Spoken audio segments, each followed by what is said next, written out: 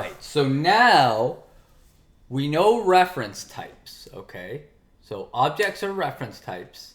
And so if we have a class and we have an object of that class, it's going to be a reference, okay, from here on out. Unless it's a primitive, this thing's going to be a reference, okay? And so what we talked about, the implications of reference that we talked about last time, this idea of a shallow copy versus a deep copy, the shallow copy meaning just setting two references equal to each other, versus a deep copy where I take a reference and I say equals new, and then I take the other reference and put the values of the other reference in there, probably using the getters to get the private variable values, okay, are two different things, okay? Whereas with primitives, if I say x equals y, int x equals the integer y, right, it's a deep copy. There's no notion of a shallow copy with primitives, okay?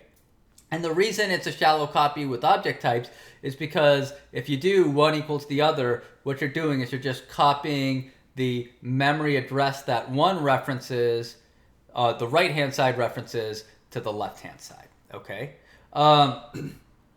So let's talk about linked list, but to talk about linked list, we're going to come up with a new type called a node, okay?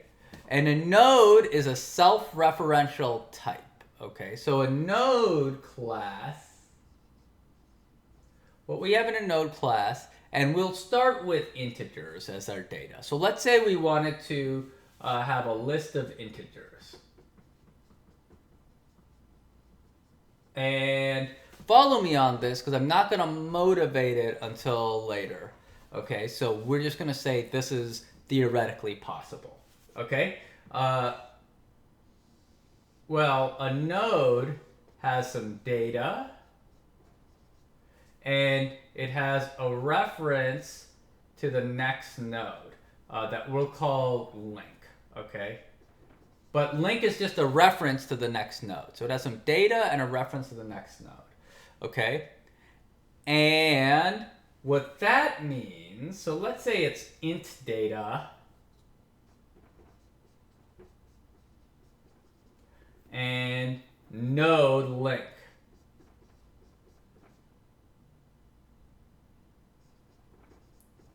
Okay? Now, it's a little bizarre, but you can think of like, how would we define this? Well, it would be class node, okay, and then our private variable would be int data because it holds, where our node's going to hold integers just for now. We'll change it up in a bit. And node length, okay. You see what's going on here? So the class node has a reference to another node object, all right? So that, once you get past that, it's not too bad to think of how a linked list works, okay? I can make a little train car out of this.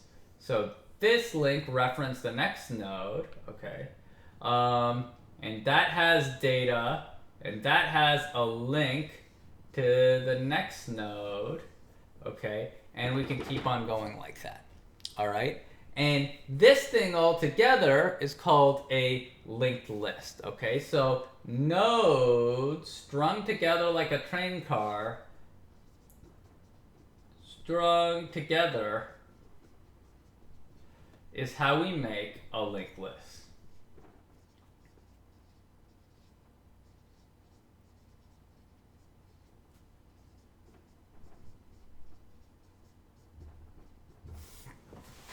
Okay, so what is what is the point of this, right? That's one question. So why are we doing this? Two, how do we do this? A little more in depth to show, right? Do this, okay? And what are the implications of this, right?